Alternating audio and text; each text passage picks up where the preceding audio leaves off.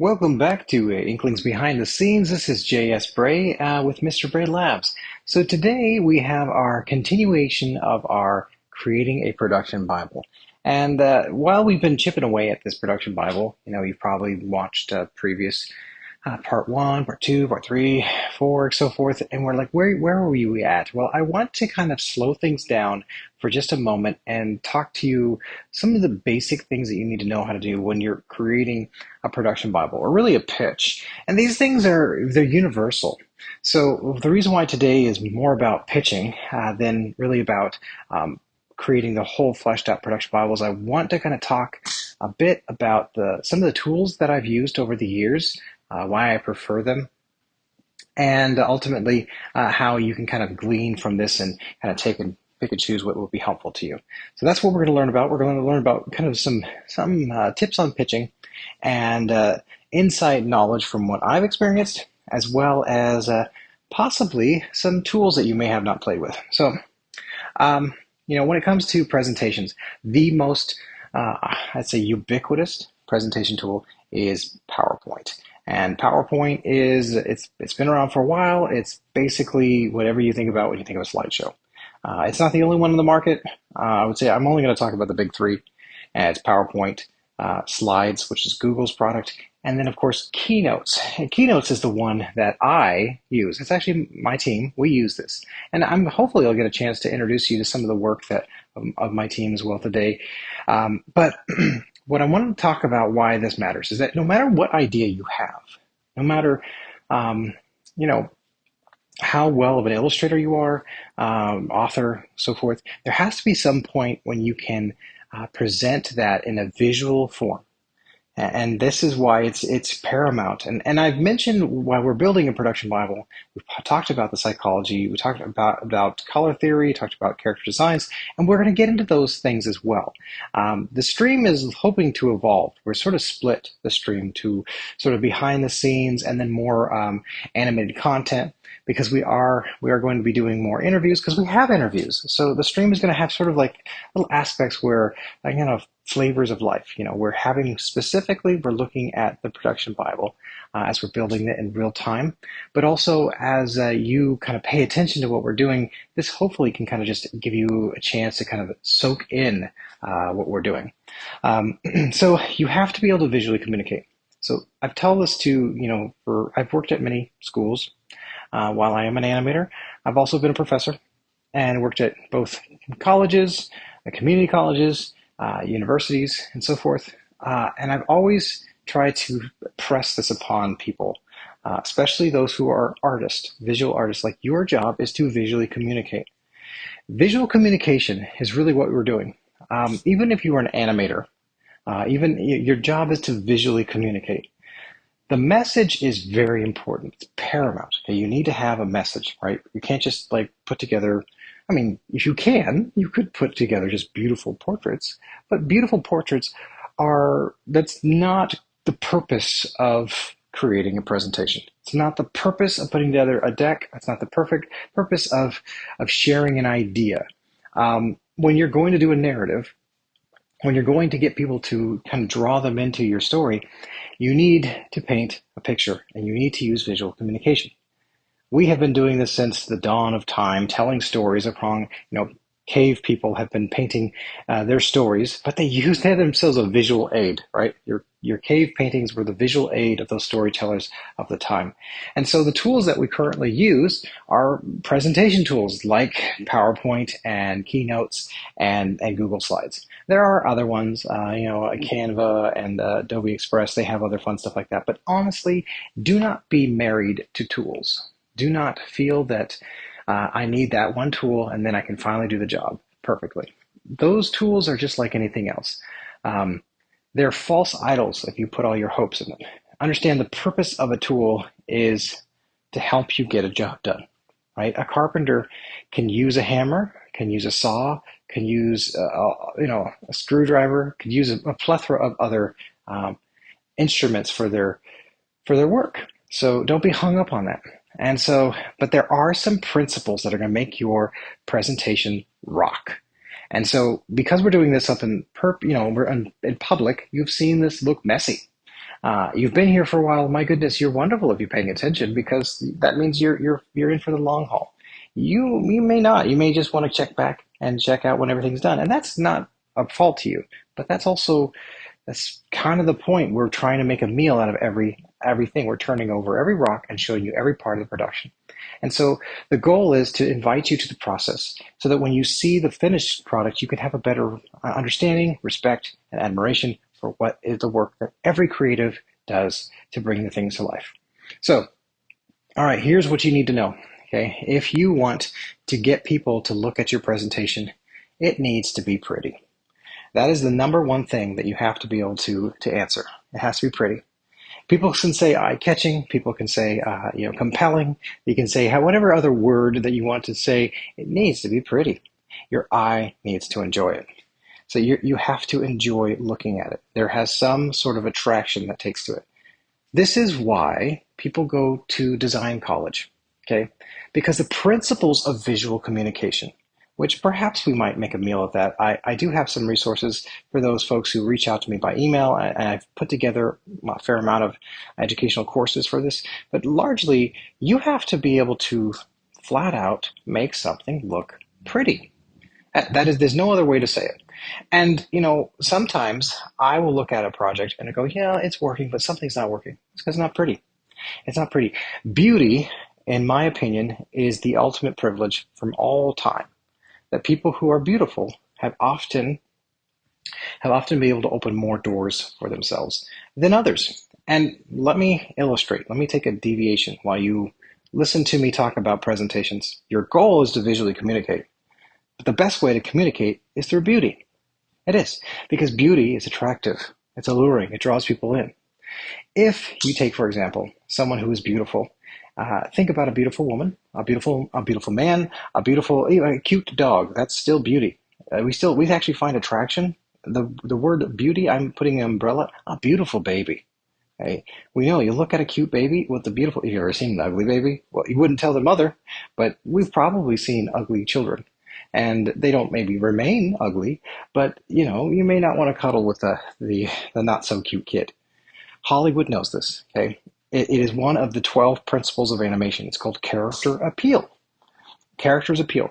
No matter how progressive and inclusive we want to have with storytelling and this and that, the reason why stories work is because we want to like the character.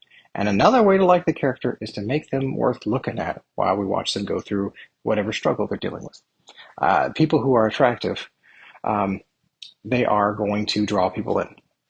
I'm not talking about body shaming. I'm not talking about any of those things, but the universal standard for beauty has not always been universal. But if you know a cultural's idea of what is beautiful, if you can think about that, and I'm talking specifically, if you can think about what makes your presentation pretty, that's going to help you more than anything. People like color.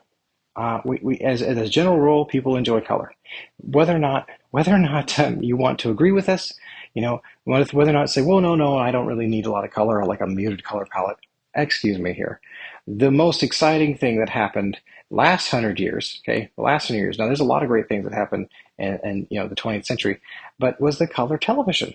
The color television, it radically transformed things. Imagine you went from radio to black and white to color TV, and it was this really progressive thing. It's really what catapulted Walt Disney's animation studio.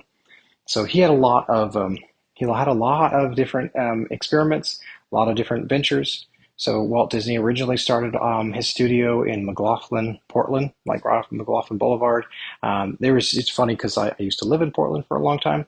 And he had these laughograms, and he had these Alice in Wonder animations where he had this little girl, like a real live film of a girl, and she was interacting with cartoons. And it didn't do so well. So he went under, and he still kept a hold of the reels, and he went down and started in his uncle's garage down in Southern California. And the rest is history. But he had to be at the razor's edge of technology. But he also had always had a knack for drawing things that were beautiful. They were attractive. The characters were cute. The maidens were beautiful. The music was compelling. And then the color was rich. It was technicolor. And so that's something that you have to consider. Now, if you are struggling with color blindness, or you are, say, you are visually impaired to some degree, um, visual communication was not going to be something that you are going to consider an important trait. And that is understandable. My goodness, that's absolutely understandable. It's like going into a peanut factory and having a peanut allergy. Why would you go? Why would that be relevant to you? But to the world that sees things and is looking to particularly work on this muscle, that's visual communication, you need to ask yourself over and over again, if what you're doing, is it pretty? Now, pretty can be subjective. Okay, there's an objective truth that we talk about, and then there's subjective opinions. Okay, opinions are subjective; they change. So what is pretty? So we do know that there are certain colors that will draw you in. Okay, culturally, certain colors are compelling. When you're telling a story, in Western narrative, black and white is often the colors between good and evil, right? Good wears white, bad guys wear black. Westerns were really big on this, like actual cowboy Western films, where the bad guys would come in there's always the same direction, and they wore black, and the good guys would wear white. Some people try to, mix it up a bit. And then, of course, more Eastern stories, the color palette is sort of red and blue. That's sort of the difference between good and bad. And so these are things that you can kind of adapt yourself to. I'm American. I am American. I grew up in the 1980s. That's when I was born, in the 80s, and 80s and 90s. And so I was very much immersed in media and culture. I did not, I wasn't heavily, there was not a heavy hand of a lot of specific immigrant culture. So while my ethnicity is English and Scottish and German, and then of course some Irish, because my grandfather's name was McCain. So really in my genetic pool, like the immigrants, the English, German, Irish, Scottish, these things were not necessarily like embedded into me. I didn't learn about my family crest. I didn't learn about these things. I learned about my family's faith. I learned about my family's personal stories. So a lot of my cultural things that I've absorbed were highly personalized, highly contemporary, and highly focused on what was being consumed in media and American culture. So my ideas are going to be American, and because they're American, I have to kind of challenge myself at times. Like, what are colors that Americans like? Americans like certain colors, and I'll tell you right now, Americans love the color red. We love the color red. If you wanted to disagree with me on that, think of a fast food restaurant. Try to name more than 3 fast food restaurants that don't use the color red. You will have trouble. You'll have trouble doing that. We love red. After red, we love yellow. We love yellow. We love red, we love yellow, and then occasionally we love blue. But when it really boils down to it, red and yellow are the colors that Americans love. We think of food. We think of hot dogs. We think of hamburgers. We think of drive-in theaters. We think of these sort of conveniences, road culture, billboard signs, what catches people quick, sort of the Mad Men ad kind of thing. And that's important to understand. When I come to the idea of how do I make something beautiful, I have to ask myself the color palette that I have. I love rainbows. I've always loved rainbows. This is no political point of view. This is not even the religious point of view, which actually is a much deeper and longer tradition than any sort of contemporary thing. But I've always just loved a good rainbow. I think rainbows are fun because they incorporate all the colors, right? But they're always eye-catching. There's going to be a color in there for somebody. And so I like a rainbow color palette. I sometimes feel like that's just great. It draws me in. It's beautiful. And so that's how I take it. I do have to ask myself, why do I think it's beautiful? Is it the texture? Do I examine myself? When I say something looks beautiful. Now we're going to get into the weeds. Okay. I'm asking you about these questions about visual communication. Make it beautiful. There is some facts you need to know. If you pitch a show or pitch an idea to an executive, you go to somebody at Netflix. I've done this. You go to somebody who is a big wig. I'll tell you, they're not going to read your script. They're not going to read your 2-sheet. They're not going to go through these things unless they know you. If they know you, they'll take some time. If they know you, they'll pause. They might even actually, take you out to coffee, have lunch. You develop the relationship. So they're more invested in you than they are in your idea. If you want an executive to look at your idea, you're looking at between 3 to 6 seconds that you have their attention. 3 to 6 seconds to draw their attention. I'll tell you, if you have a paragraph of words, it takes much longer than 3 to 6 seconds to read them.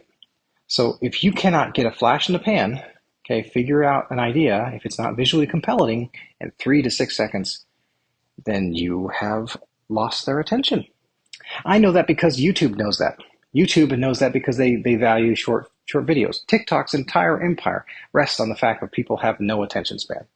And now could be an argument that people are, I'm not actually criticizing people for having no attention. There is so much visual stimuli thrown at you, you're just going to go run towards the thing that looks interesting. And it looks interesting because it's attractive. And it looks attractive because it's beautiful. There's something about it that draws you in. Some people like darker things. Some people, their color palettes, they have a difference for what maybe they like something that's more macabre.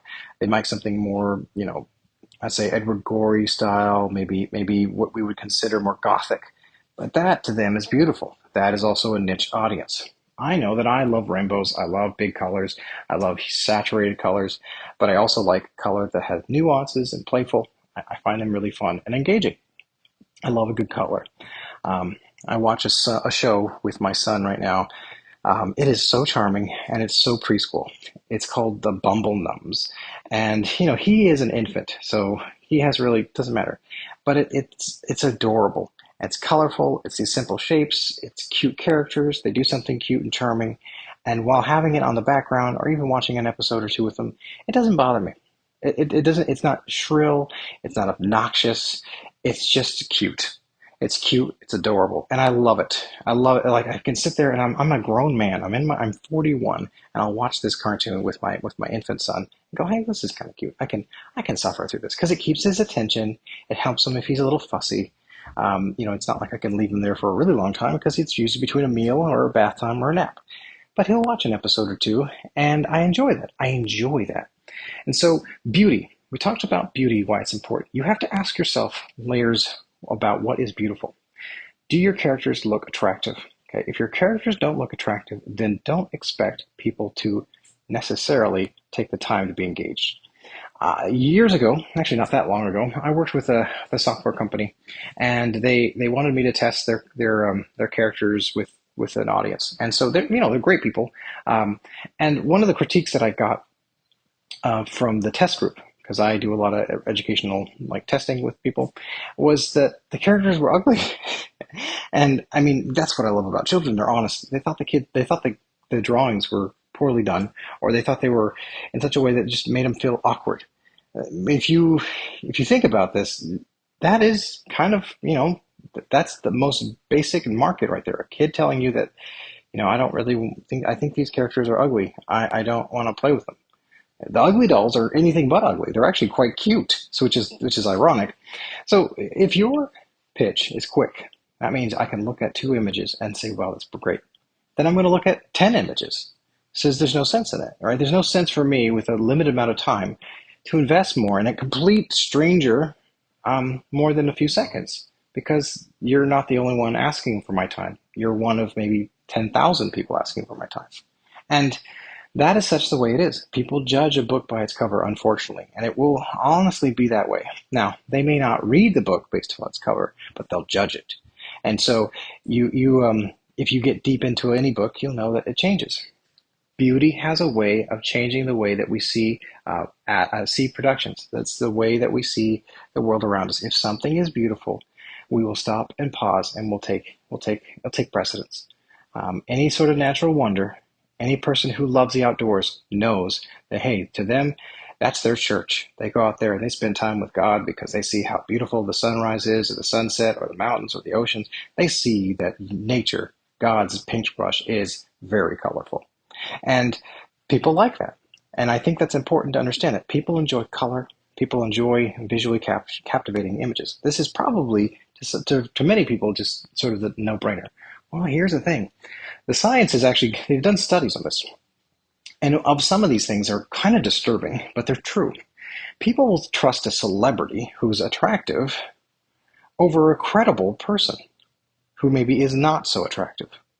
And this is because quick judgments are made all the time. We've talked about quick judgments. We talked about, cognitive overload. But these quick judgments that take place, If you see a Tom Cruise, I don't know, I can't even think of a contemporary person right now. My brain is elapsing. A Chris Pratt. When these people are not young, but say you see a Tom Cruise, Chris Pratt, Taylor Swift, somebody get up there and they hold some beverage in their hand, and they hold some thing, and because it seems to be all these celebrities are showing up in commercials that I'm like, are you hard up for money? Like, why is Chris Pratt selling Pringles? I mean, not that I have anything wrong with Pringles. It's just, why is he selling Pringles? Maybe he owns Pringles. I mean, Ryan Reynolds is kind of the king of this. He has a marketing company, and now he's involved with this Mint Mobile, which I really love his ads. I mean, they're spicy, but they're funny because Ryan Reynolds, he knows he's attractive.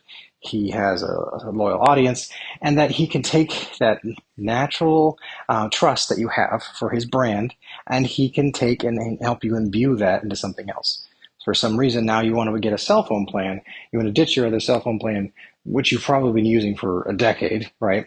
For the handsomeness of Ryan Reynolds. I mean, one customer service call away from that being a nightmare, or not. Maybe it's a great service. I don't know. I've been persuaded to consider it, really, really, because of Ryan Reynolds, and so, but because he's attractive, because and he has brought me, and I've watched his stuff, and I've been interested in seeing how he does his work, and he engages me. He makes me laugh. Okay, and that's what we think about. We think about how attraction. It has to be beautiful. It has to be attractive. Okay, take this however you want, but know that you need to have an attractive pitch deck. You need to have an attractive production Bible. It has to be. It has to be a point when you've got all the recipe together that has to be good. Gordon Ramsay is absolutely right about this. He says standards. He's always saying standards, preaching standards. So when you plate your food, if it doesn't look appetizing, you won't think it's appetizing. It may be the most delicious thing ever. Um, but the psychology is true. The psychology is true that people will trust a beautiful person. Honestly, they'll trust people with straight teeth in job interviews. It's a kind of tragic thing, but if someone has straight teeth or white teeth, they'll think they're more trustworthy. In some cultures, if you have a mustache, you're considered more trustworthy, especially in law enforcement. And then there's other places where you have a beard, you're more trustworthy. And then if you have too long of a beard, then you're not quite so trustworthy. Then there's just weird things about how we trust, we imbue trust, and that's where you have to ask yourself, what is beautiful, what is attractive, how am I trying to attract people towards your product? And that's my goal here. I believe I can go into great details, but I believe these characters are cute.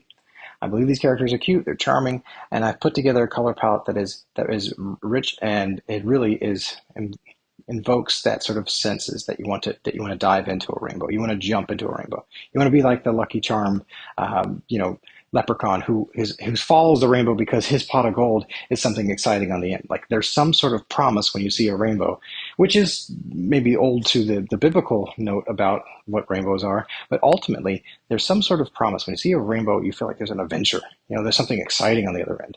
And so I want to put this down, just something funny.